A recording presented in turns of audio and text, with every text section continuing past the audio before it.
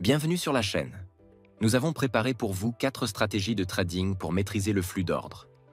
Mais d'abord, il est important de comprendre les mécanismes du graphique en cluster et de comprendre ce que les ordres individuels signifient pour notre analyse. C'est sur ce point que portera la première partie de la vidéo. Les traders expérimentés qui sont sûrs de leur niveau d'expertise peuvent passer directement à la fin de la vidéo, où nous nous concentrons sur la configuration du graphique pour trader 4 stratégies appelées RAIN. Observez le graphique sur l'écran. Ces résultats peuvent être obtenus en apprenant les fondamentaux du marché dans la première vidéo et la stratégie RAIN dans la deuxième. Restez donc à l'écoute et préparez-vous à passer au niveau supérieur en matière de trading. C'est parti! Le flux d'ordre et les empreintes fournissent tellement d'informations qu'ils ajoutent une troisième dimension à votre analyse. Pour en tirer le meilleur parti, nous allons présenter la terminologie que nous utiliserons et l'expliquer. Si vous regardez le Smart DOM dans Atas, vous verrez un tableau comme celui-ci. Les valeurs des colonnes BID et ASK sont importantes pour nous.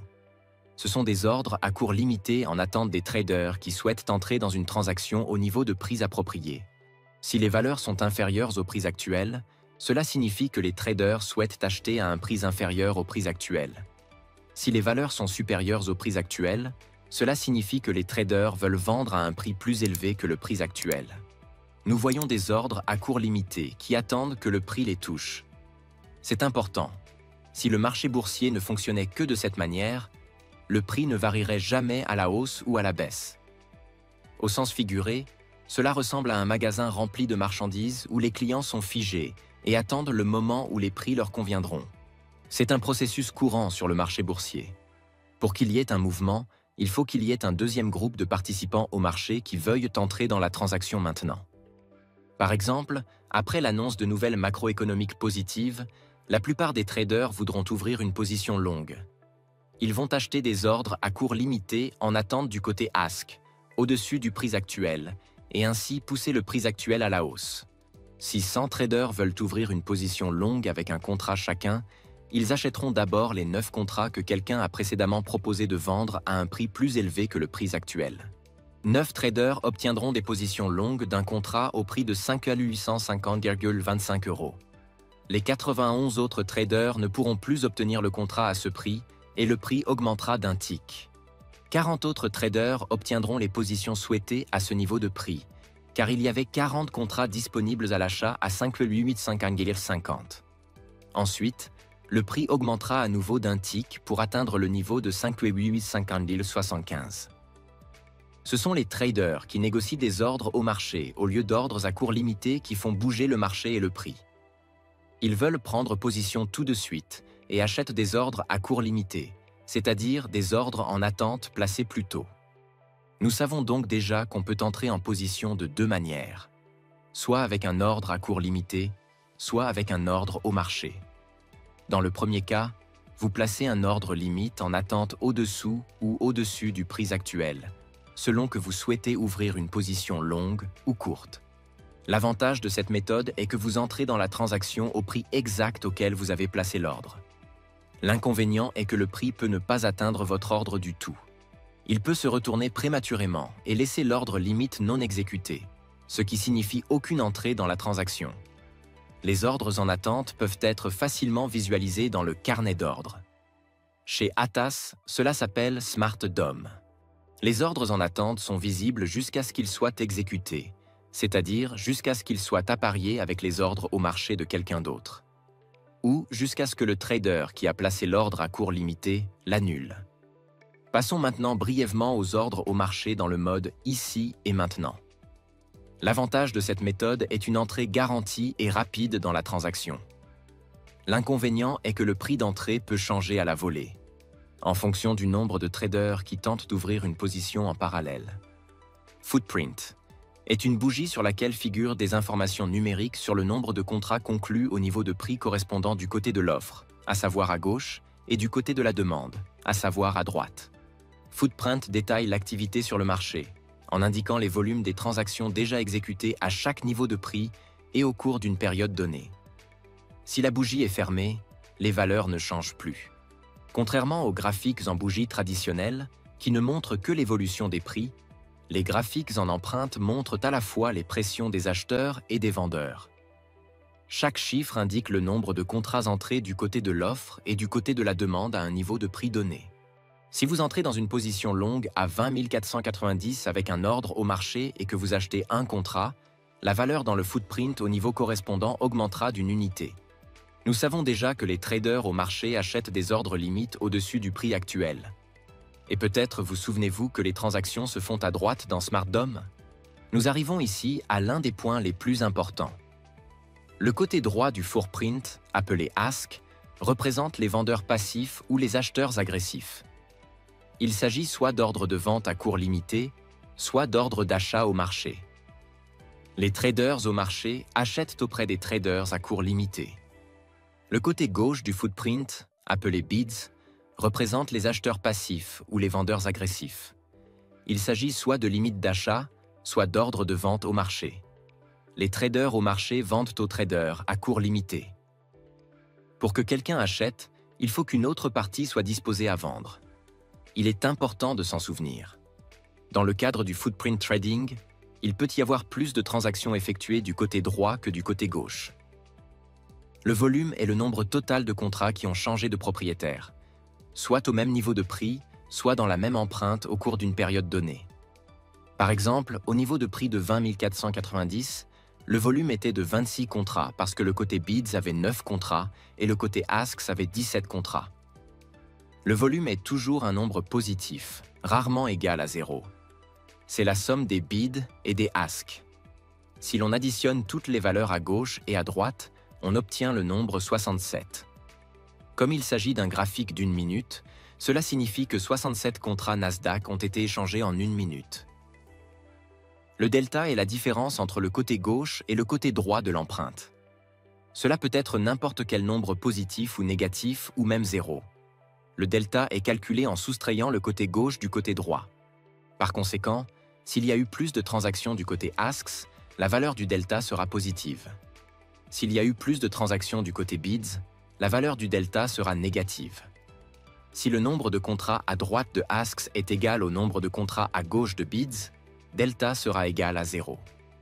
L'interprétation la plus courante du delta est que si le delta est positif, les acheteurs agressifs ont dominé le marché.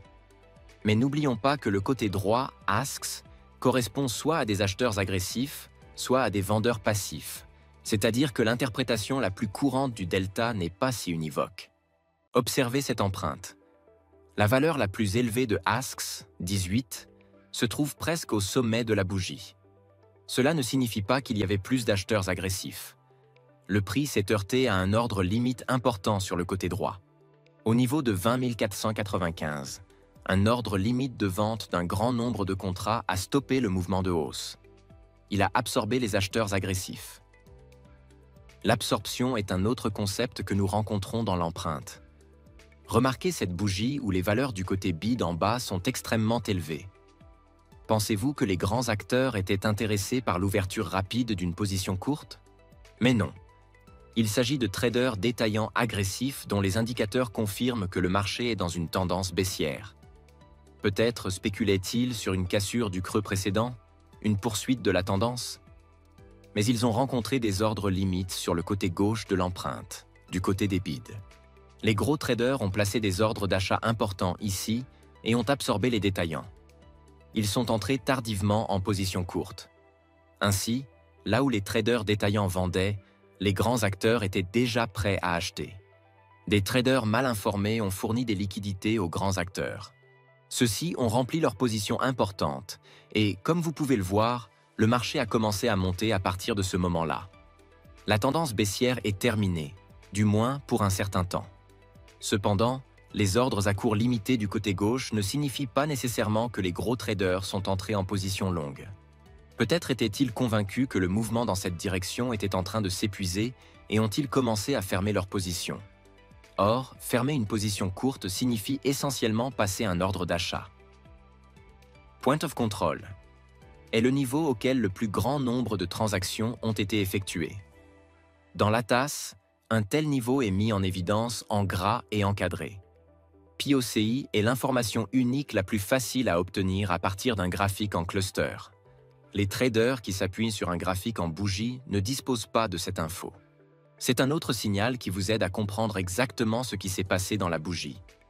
POC est presque au sommet de cette empreinte. Et comme nous l'avons dit précédemment, nous pouvons interpréter cela comme une absorption des acheteurs. Un autre phénomène important à observer est l'aspect de l'extrémité supérieure et inférieure de l'empreinte. Si l'une des valeurs est 0, il s'agit d'une enchère achevée. Cela peut signifier que l'autre partie n'est plus intéressée par une négociation en dessous ou au-dessus de ce niveau. Par contre, si le haut ou le bas de la bougie a des valeurs non nulles à la fois du côté gauche et du côté droit, il s'agit d'une enchère inachevée. Le prix est susceptible de revenir à cet endroit.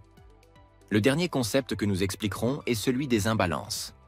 Les imbalances nous indiquent quel côté contrôlait le marché au niveau concerné, qu'il s'agisse des bids ou des asks. Nous pouvons savoir, par exemple, quand des traders agressifs sont intervenus et ont voulu participer à un mouvement fort en entrant dans une position longue.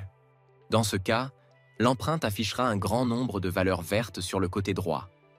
Si c'était les vendeurs au marché qui sont intervenus de manière agressive, vous verrez des valeurs rouges sur le côté gauche. Rappelez-vous que nous lisons les déséquilibres en diagonale car nous ne pouvons monter qu'en achetant agressivement au moins un tick au-dessus du prix actuel. Inversement, nous ne pouvons descendre du prix actuel qu'en vendant agressivement au moins un tick en dessous du prix actuel.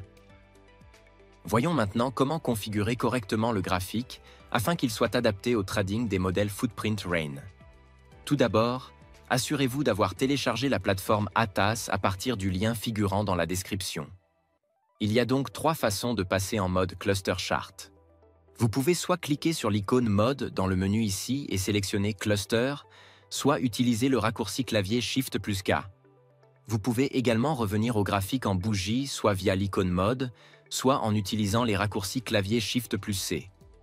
Le moyen le plus pratique est de faire défiler la molette de la souris jusqu'à ce que vous voyez Cluster Chart.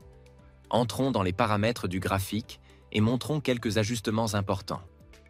Dans le premier onglet en bas, vous pouvez désactiver la transition entre les modes bougie et cluster en décochant la fonction Auto Transform Candles to Clusters. La valeur de 25 indique quand transformer les bougies en empreintes. Enfin, l'option Hide Clusters Panel vous permet de masquer le panneau avec la possibilité de passer d'un affichage à l'autre. Nous allons définir Cluster Chart comme un affichage fixe et nous allons masquer le panneau. Il est également conseillé de désactiver Minimize Volume Values.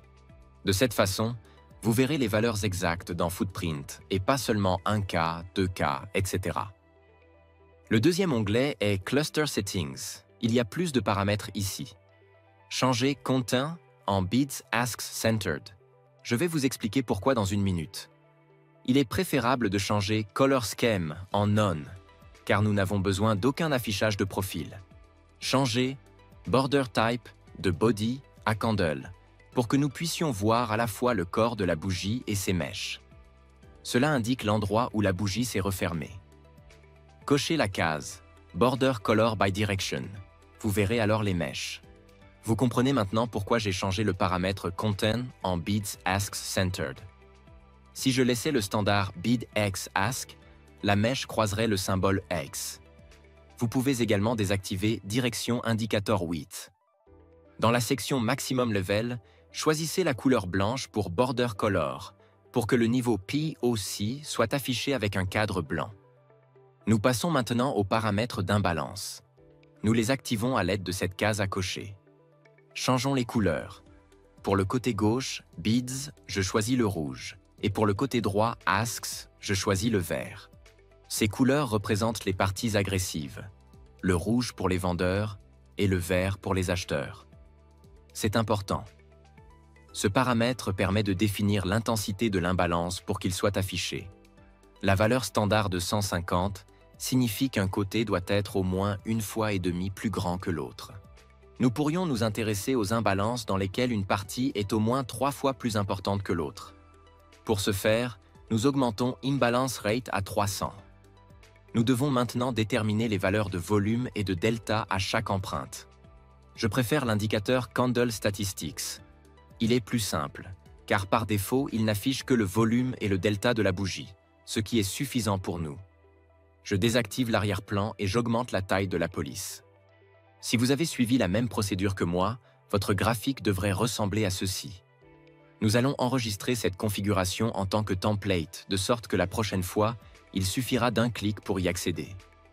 Vous pouvez maintenant passer à la deuxième partie de la vidéo, où nous allons aborder les stratégies de trading Raiin. Cette prochaine étape vous fournira des informations utiles et des solutions pratiques pour améliorer vos compétences en matière de trading. Faisons en sorte que votre parcours boursier soit encore plus réussi.